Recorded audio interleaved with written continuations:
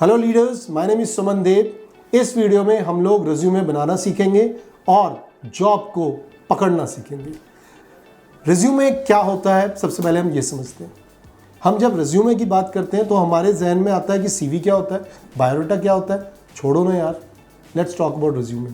Biodata शादी थोड़ी ना करनी कि मैं बायोडाटा बनाऊँ। करिकुलम वाइटे लार्जली उनके लिए होता है जिनके पास एक्सपीरियंस होता है।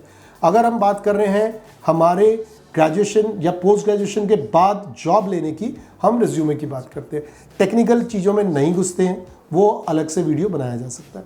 जब हम रिज्यूमे की बात करते हैं, एक चीज़ प्लीज़ आप समझो, जो भी आपको इंटरव्यू के लिए कॉल करेगा उसने आपको नहीं देखा, वो आपको नहीं जानता, तो वो कॉल क्यों करेगा? वो कॉल करेगा आपके रिज्यूमे के बेसिस पे। देखो, कई लोग आते हैं, कई कॉलेजेस हैं, कई इंस्टीट्यूशंस हैं जो कहते हैं कि वीडियो रिज्यूमे बनाओ। बहुत अच्छी बात है, बट इतना टाइम किसके पास है कि वो वीडियो रिज्यूमे देखेगा? कुछ एक कंपनीज एक्सेप्ट करती हैं, लार्जली आज भी लोग पेपर बेस्ड रिज्यूमे में ही जाते हैं।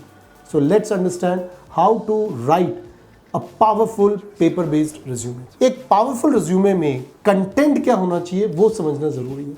देखो, बहुत बेसिक चीज होती है रिज्यूमे कोशिश करना एक पेज का हो। रिज्यूमे में आपका नाम, father's name, date of birth, address, email ID, contact, ये एक जगह पे आप रख देना। बहुत ज़्यादा सजाने की, बड़ा बड़ा करने की ज़रूरत नहीं है। आजकल कई रिज्यूमेज होते हैं जिसके अंदर फोटोग्राफ लगाया जाता है। ये फोटोग्राफ थोड़ा प्रोफेशनल फोटोग्राफ होना चाहिए। अगर आप कॉलेज के हैं और कॉलेज का कोई फोटोग्राफ मिलता है तो वो आप लगाइए। इस फोटोग्राफ में आप अपने इंस्टाग्राम के फोटोज मत लगाइएगा प्लीज़। ईमेल आईडी पे ध्यान रखिएगा। ईमेल आईडी जो है ना, आपका सिंपल नाम के साथ होना चाहिए ईमेल आईडी। कई लोगों के अजीब से ईमेल आईडी होते हैं, tigerin jungle@gmail.com। ये क्या ईमेल आईडी है भाई? प्लीज़ ऐसे ईमेल आईडी अवॉइड करिए। सिंपल आपके नाम के साथ ईमेल आईडी होना चाहिए। मेरा नाम सुमन देव है, मेरा ईमेल आईडी है sumankumardev@gmail.com। This is how a professional email ID should go. इधर ये होना चाहिए या आपके कंपनी का ईमेल आईडी होना चाहिए। नंबर्स देते हुए मत हिचकिचाइए, क्योंकि आपको कॉल करेंगे तो कहाँ कॉल करेंगे, नंबर्स भी करेंगे। सो नंबर ज़रूर दीजिए। उसके बाद आती है कि हम रिज्यूमे को सिलेक्ट कैसे कराएं। यहाँ पे आपको ये समझना ज़रूरी है कि रिज्यूमे का सिलेक्शन कीवर्ड से होता है। कुछ कंपनीज हैं जिनको एमबीए चाहिए, तो आपके रिज्यूमे में अगर एमबीए नहीं है तो आप सिलेक्ट नहीं होंगे। कुछ कंपनीज हैं जिन्होंने स्पेसिफिकली डाला है कि हमें एमबीए इन फाइनेंस चाहिए, तो आपके रिज्यूमे में अगर एमबीए इन फाइनेंस नहीं है सिलेक्शन नहीं होगा। हर कंपनी कुछ ना कुछ क्राइटेरिया सेट करती है जिसके लिए आपको जेडी पढ़ना पड़ेगा, which is job description. Based on the job description आपको अपने रिज्यूमे में अगर चेंजेस की जरूरत है तो जरूर आप करो, क्योंकि एक छोटे से पेज में आप अपने 20, 22, 23 साल की जिंदगी नहीं लिख सकते हो। आप बेस्ट चीज लिखते हो, बट हो सकता है कि वो बेस्ट चीज उस कंपनी को नहीं चाहिए जिस कंपनी में आप अप्लाई कर रहे हैं। तो आपको जिस कंपनी में अप्लाई कर रहे हो उस कंपनी के जेडी के हिसाब से रिज्यूमे को थोड़ा सा ट्विक करना पड़ेगा। प्लीज करिए, मेहनत करो इसको। सेम रिज्यूमे हर कंपनी में मत भेजो, किसी में कुछ जेडी होता है, किसी में कुछ जेडी होता है।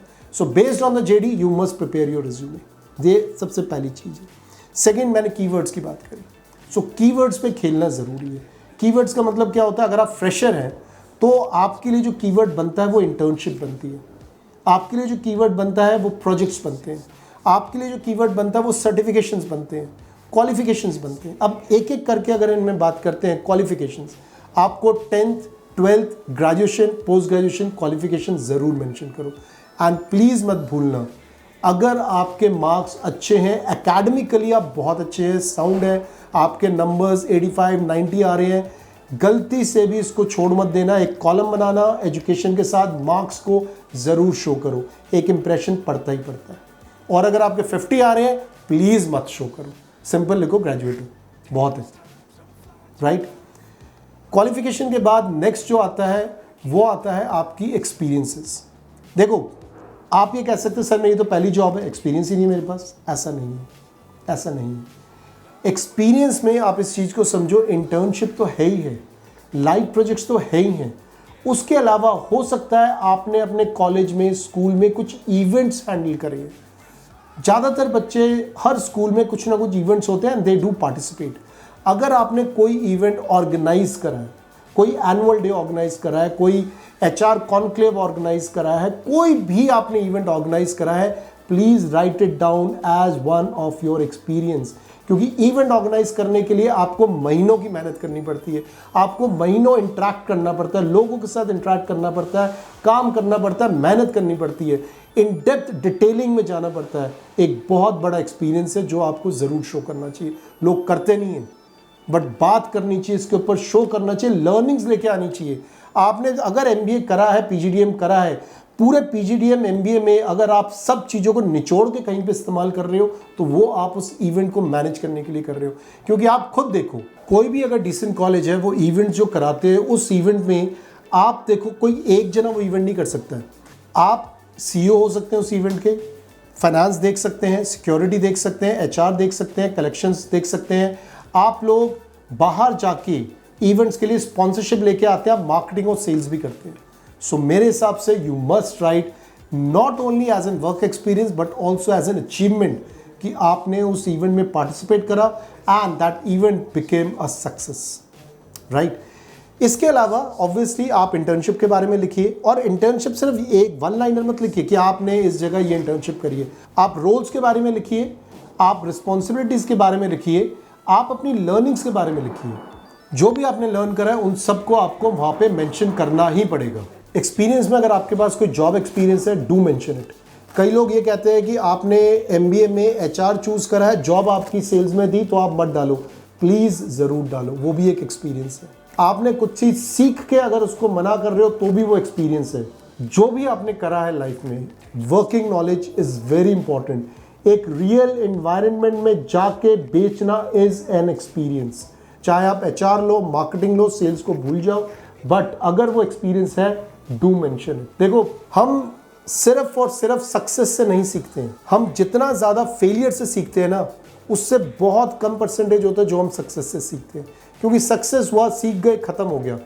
बट जब फेल होते हो तो आप 10 चीज़ें एनालाइज करते हो, तब जाके आप सोचते हो कि मैंने क्या क्या गलत करा और क्या मुझे नेक्स्ट ठीक करना है।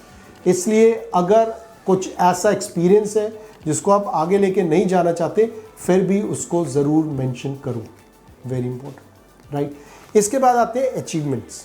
देखो, अचीवमेंट्स के लिए ना आपको थोड़ा सा ना अपनी सोल सर्चिंग करनी पड़ेगी। सोल सर्चिंग का मतलब क्या होता है? कमरा बंद करो, मोबाइल बिल्कुल दूर करो, लैपटॉप्स दूर करो, कोई गैजेट्स नहीं होना चाहिए, पेपर और पेन होना चाहिए, लो और लिखना स्टार्ट करो। अपने ज़िंदगी को कुरेदना स्टार्ट करो, वापस जाओ अपनी स्कूल लाइफ में, कॉलेज लाइफ में। कभी तो कुछ तो अचीव करा होगा, कभी आपने डिबेट किया होगा, कुछ प्राइज़ मिले होंगे, स्पोर्ट्स में प्राइज़ मिला होगा, ड्राइंग में प्राइज़ मिला होगा। कितनी ही कॉम्पिटिशन है जिसमें आपने पार्टिसिपेट करा और प्राइज़ मिला। पार्टिसिपेट करना भी एक अच्छी अचीवमेंट है। सोचो, ढूंढो, कुरेदो अपनी लाइफ को, कुछ ना कुछ ज़रूर मिलेगा। अचीवमेंट की कोई डेफिनेशन नहीं होती, अचीवमेंट की कोई सीमा नहीं होती। आपकी अचीवमेंट आपके हिसाब से वो आपके लिए है, जो आपको ठीक लगता है। अगर अचीवमेंट है तो है। कई लोग अपने अचीवमेंट में ये लिखते हैं कि वो पहला इंसान है अपने गांव से जिसने MBA करा है, वो भी एक अचीवमेंट है। लिख रहा है ना वो, because he feels that is the achievement. So जो भी आपकी अचीवमेंट्स है, उन अचीवमेंट्स को लाना ज़रूरी है। ज़रूर अचीवमेंट्स को आप रखो, बहुत ज़रूरी है, राइट। लास्ट में जो बहुत ज़रूरी है वो होता है आपका समरी या एम की, अगर मैं बात करूँ, ठीक है ना।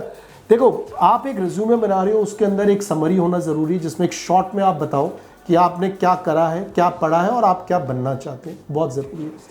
प्लीज़ कॉपी पेस्ट मत करना, ChatGPT में मत जाना, वहाँ से मत लेना। आपकी जॉब है, आपकी लाइफ है, आपका रिज्यूमे है, आपको लिखना है। इंग्लिश सिंपल रखो, ज़्यादा धुरंधर वाटेवरकर बनने की ज़रूरत नहीं है, ज़्यादा भारी भरकम वर्ड्स लाने की ज़रूरत नहीं है। सिंपल 2 सेंटेंस में अपने बारे में लिख दो, सो दैट पढ़ने वाले को समझ में आ जाए कि वो किसको पढ़ रहा है, किसको रिक्रूट कर रहा है, क्या ये बंदा है। उसके बाद वो आगे बढ़ सकता है। इस बीच में अगर आप एम्स को कहीं पे डाल सकते हो या आप आपकी एम्बिशन को कहीं डाल सकते हो, तो वो हेल्प करेगा आपके जॉब रोल से मैप करने के लिए। So that is the best part that you can do. एक चीज़ ध्यान रखिए, इसको मैं आपके ऊपर छोड़ता हूँ। मैं होता तो मैं लिखता, बट कई लोग इसको अवॉइड कर जाना चाहते हैं। Hobbies and strength.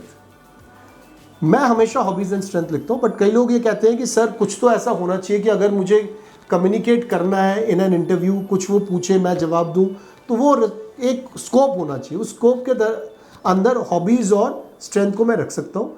I agree to it to some extent, but आप मेरी मानेंगे या मैं अगर होता मैं हॉबीज़ और स्ट्रेंथ भी वहीं लिखता, क्योंकि एक फ्लो आता है। अगर आपने कुछ अचीव करा तो आपके पास स्ट्रेंथ ज़रूर होगी, और अगर आपके पास स्ट्रेंथ है तो आपने अचीव भी ज़रूर करा होगा। तो ये दोनों इन हैंड चलते हैं, ठीक है ना।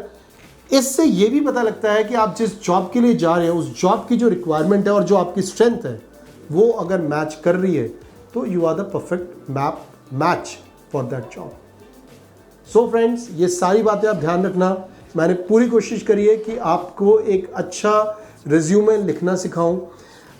मैंने अपना ईमेल आईडी बता ही दिया इस पूरे वीडियो के अंदर। आप कमेंट सेक्शन में कमेंट्स भेज सकते हैं, कुछ क्वेश्चंस हैं पूछ सकते हैं, मैं पूरी कोशिश करूंगा उनको जवाब देने के लिए। बट प्लीज़ सब्सक्राइब करिए, लाइक करिए इस वीडियो को। इस वीडियो को लाइक और सब्सक्राइब करने से आपके पास और भी बेहतर अच्छे जो वीडियोज़ मैंने बनाए हैं वो सब आपको मिलेगा। Thank you friends.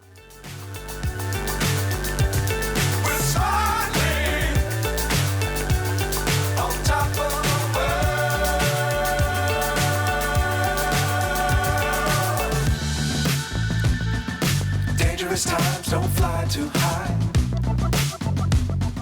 Be sure to keep the